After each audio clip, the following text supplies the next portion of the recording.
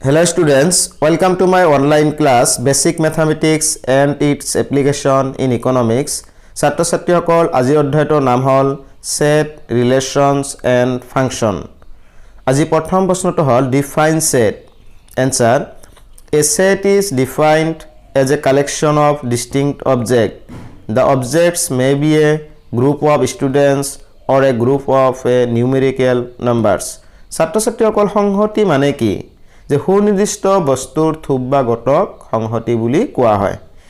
2 number, what is element? The objects of a set are called the elements. অৰ্থাৎ এটা সংহতিত থকা মৌলবোৰকে অবজেক্টবোৰকে কি বুলি কোৱা হয়? উপাদান বুলি কোৱা হয়। 3 number, what is Venn diagram? Venn diagram is a pictorial representation of set. It helps us to make easy understanding of the concept of set and its operation. Venn diagram হল এনে এটা ডায়াগ্ৰাম যিটো সংহতি এটা তথ্য এটা চিত্ৰৰ সহায়ত উপস্থাপন কৰা হয় আৰু ভেন ডায়াগ্ৰামে কি কৰে? সংহতিৰ বিভিন্ন অপাৰেশনসমূহ অতি সহজে বুজাত সহায় কৰে। 4 number, what do you mean by union of two sets? অৰ্থাৎ দুটা সেটৰ সংহতি বুলিলে কি বুজা? ইউনিয়ন বুলিলে কি বুজা? Answer লিখিবা, the union of two sets means the formation of a new set containing all the elements of both the set.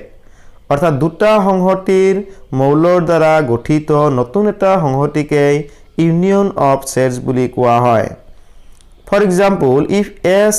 equal 1 to 4 or S নামৰ সংহতিটোত 1 2 4 এই তিনিটা অবজেক্ট আছে, উপাদান আছে আৰু টি সংহতিটোত 3 5 a b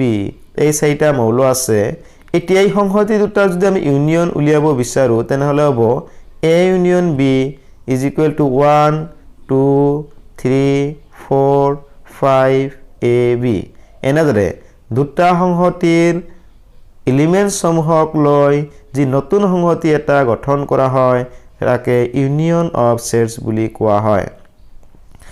5 নম্বৰ প্ৰশ্ন, what is intersection of sets? অৰ্থাৎ সংহতি intersection মানে কি? The intersection of two sets means the formation of a new set which contains the common elements of both the sets. অৰ্থাৎ দুটা সংহতিৰ কিছুমান common উপাদান, কমন মৌল দেখিবলৈ পোৱা যায়। এই সংহতি দুটাৰ কমন উপাদানসমূহক লৈ গঠিত নতুন সংহতিটোক ইন্টাৰসেকশন অফ সেট বুলি কোৱা হয়। ছাত্ৰ ছাত্ৰীসকল এটা উদাহৰণ ললে গম পাবা। ধৰা হল S নামৰ এটা সংহতিৰ উপাদানসমূহ হল 1 2 7 8 আৰু T নামৰ সংহতিটোৰ উপাদানসমূহ হল 2 4 6 8। ছাত্ৰ ছাত্ৰীসকল চোৱা S আৰু T সংহতি দুটাৰ কমন এলিমেন্টসমূহ কি কি আছে চোৱা। ইয়াত কমন 2 S ত 2 আছে, T 2 আছে। ঠিক হেদৰে 8 উপাদানটো S নামৰ সংহতিটোত আছে, 8 নামৰ সংহতিটো আছে। সেইকাৰণে S ইন্টাৰসেকশন T সমান কি হ'ব 2,8। এনেদৰে দুটা সংহতিৰ কমন উপাদানসমূহক লৈ গঠিত নতুন সংহতিটোক কি বুলি কোৱা হয়? ইন্টাৰসেকশন অফ সেট বুলি।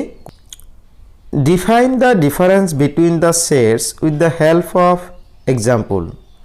অৰ্থাৎ উদাহৰণৰ সহায়ত দুটা সংহতিৰ পাৰ্থক্য ব্যাখ্যা কৰা। ছাত্ৰ ছাত্ৰীসকল ধৰা হল দুটা সংহতি আছে if S equal to 1 3 5 a b অৰ্থাৎ S নামৰ সংহতিটোৰ উপাদানসমূহ হল 1 3 5 a b আৰু T নামৰ সংহতিটোৰ উপাদানসমূহ হল 1 আৰু 6। এই ক্ষেত্ৰত the difference between the sets is defined as a set whose elements belong to S but not to T. এই ক্ষেত্ৰত সেইবোৰ উপাদানসমূহ তুমি লব লাগিব যিবোৰ উপাদানসমূহ S ত আছে কিন্তু T ত নাই। অৰ্থাৎ দুটা সংহতি এটা হল S আনটো হল T। S ত থকা উপাদান আৰু T ত নথকা উপাদানসমূহকে কি বুলি কোৱা হ'ব? S minus T বা difference between the two sets. গতি আমাৰ উদাহৰণটোত S minus T কি হ'ব চোৱা। S মানে 1 3 5 a b আৰু T ত কিমান আছিল 1,6 গতিকে আমাৰ এছত আছে কিন্তু টিত নাই ছাত্ৰ ছাত্ৰীসকল 1 আৰু 6 বাদ দি তুমি লিখি দিয়া তেনেহলে কি হ'ব 3 5 a b এনেদৰে এটা সংহতিত থকা কিন্তু আন্তঃসংহতি নথকা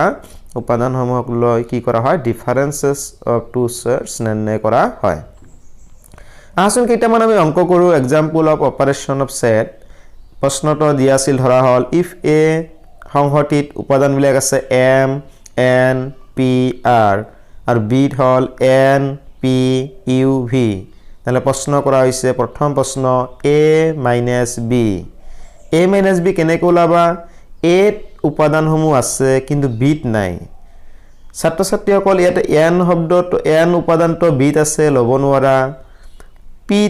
আছে লব নোৱাৰা ইয়াতে u আছে নে u b আছে কিন্তু a নাই গতি আমাৰ আনসাৰটো a অন্তৰ b a - b হ'ব প্ৰথমটো হ'ব m তো a আছে b নাই r তো a আছে b নাই গতি আনসারটো হ'ব a - b সংহতি m r 2 নম্বৰ প্ৰশ্নটো দিছিল b - a এইবাৰ আমি বুজিব লাগিব এনেকুৱা উপাদানসমূহ লোৱা যত b আছে কিন্তু a নাই ছাত্ৰ ছাত্ৰীসকল n তো লব পৰা যাবনে নাযাব কাৰণ n তো a আছে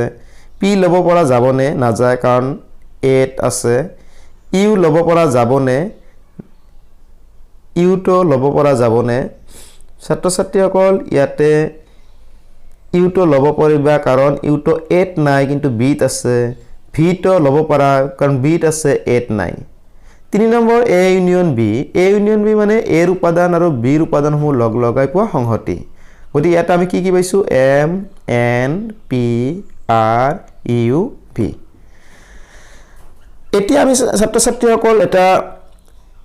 ৰিলেশন বা এটা ল বিষয়ে আমি আলোচনা কৰো এটা আছে number of elements in a given unit of sets ছাত্ৰ ছাত্ৰীসকল ইয়াত n a union b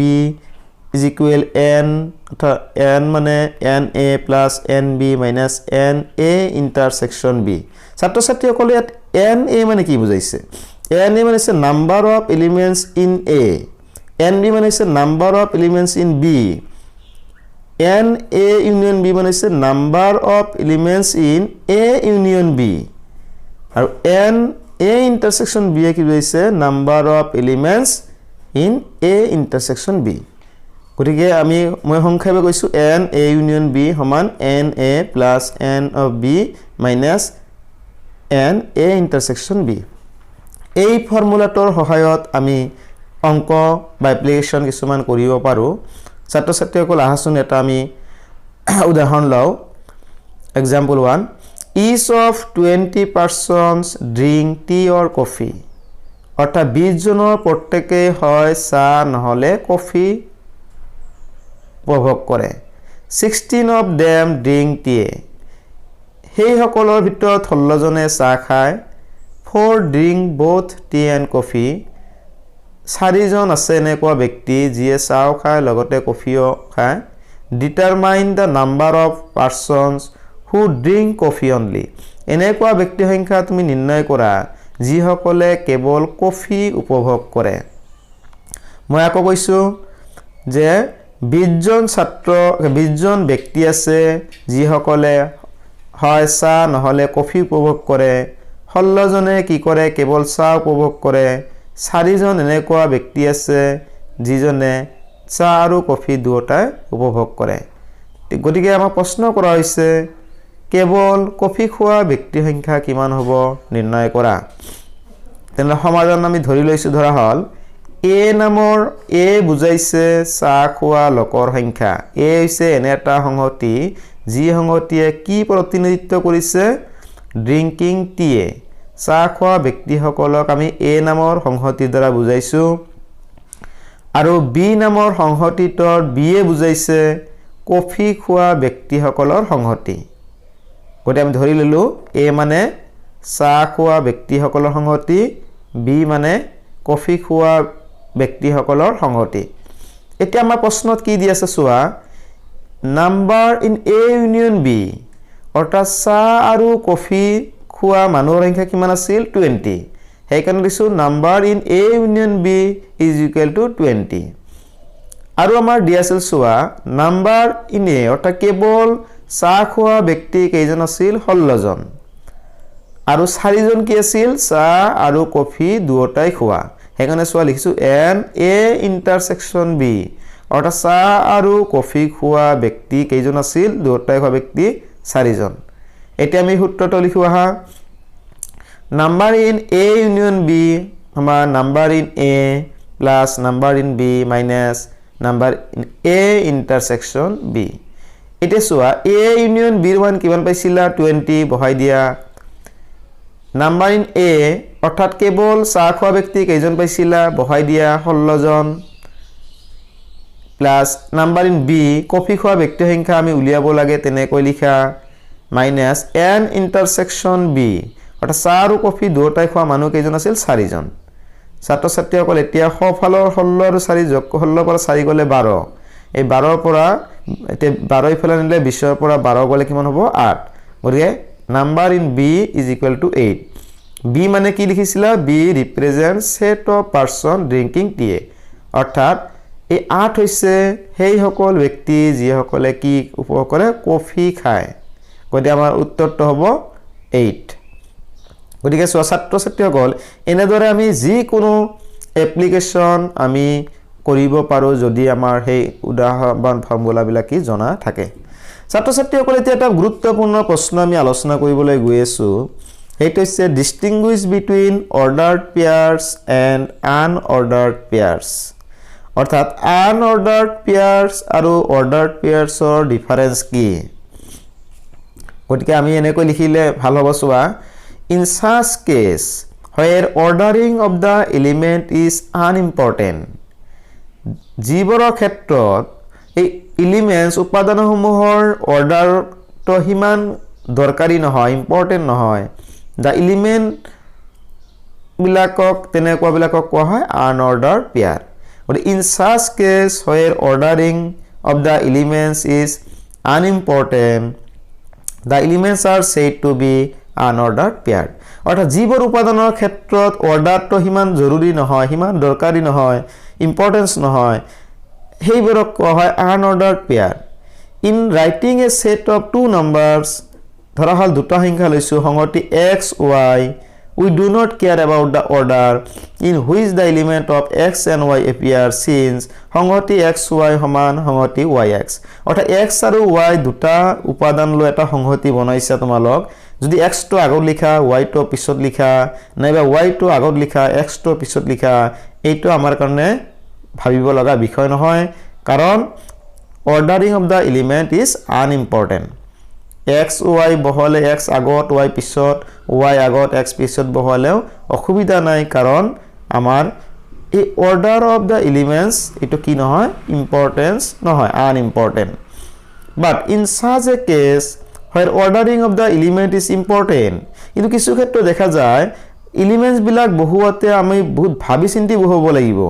the elements are said to be ordered pair হেইবোৰক ordered pair বুলি কোৱা হয় ছাত্ৰ ছাত্ৰীসকল এই ক্ষেত্ৰত সংহতি xy লগত সংহতি yx হ'বই নোৱাৰে একে হ'ব নোৱাৰে a set consisting of two elements with the order of the elements specified say price and demand or height and weight is called an unordered pair অৰ্থাৎ আনঅৰ্ডাৰৰ ক্ষেত্ৰত দেখিবলৈ পোৱা যায় প্ৰথম মূলত আগত দ্বিতীয় মূলত পিছত লিখিছা কিন্তু কেতিয়াবা দ্বিতীয় মূলত আগত প্ৰথম মূলত পিছত লিখিলা ইয়াৰ কোনো ডিফাৰেন্স নাই কাৰণ অৰ্ডাৰ অফ এলিমেন্টস তো কি নহয় আমাৰ কাৰণে ইম্পৰ্টেন্ট নহয় কিন্তু কিছু ক্ষেত্ৰত দেখা যায় অৰ্ডাৰ অফ এলিমেন্টস ইম্পৰ্টেন্ট অৰ্থাৎ বয়স যদি আগত লিখিছা তেলে বয়সটো হদে আগতে লিখিব লাগিব উচ্চতা যদি পিছত লিখিছা উচ্চতা পিছতে লিখিব লাগিব Next প্ৰশ্ন distinguish between implicit function and explicit function implicit function আৰু explicit functionৰ পাৰ্থক্য লিখা এনসাৰটো লিখিবা when we define a function between two or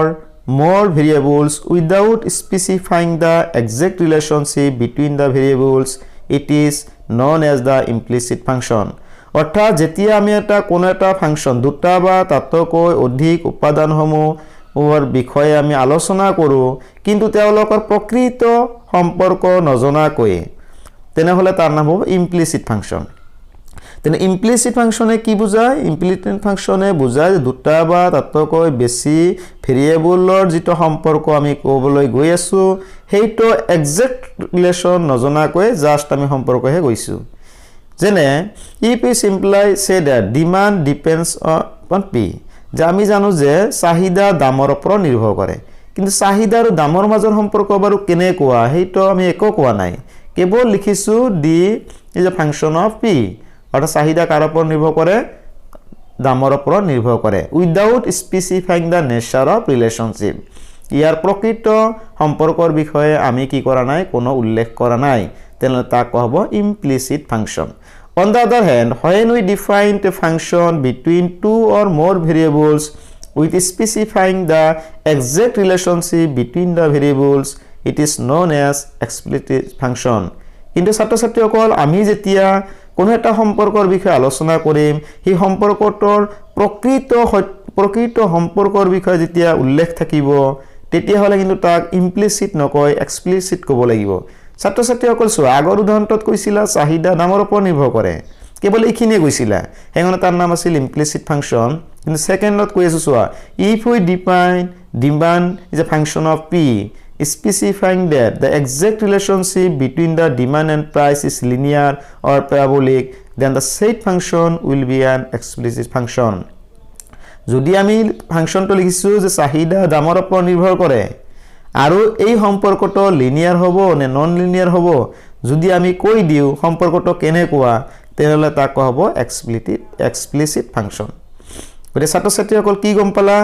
implicit function মানে হৈছে যে দুটা বা তাতকৈ উপাদানসমূহৰ মাজৰ এটা ফাংশন বুজোৱা হয়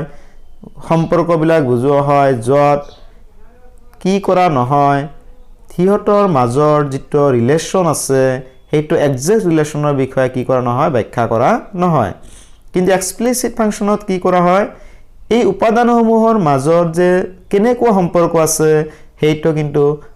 এক্সাক্টলি কৈ দিয়া হয় হেইকাৰণে তাক কোৱা হয় এক্সপ্লিসিট ফাংশন তে ছাত্ৰ-ছাত্ৰীসকল আজিৰ ক্লাছটো ইমানটা সামৰিছো ধন্যবাদ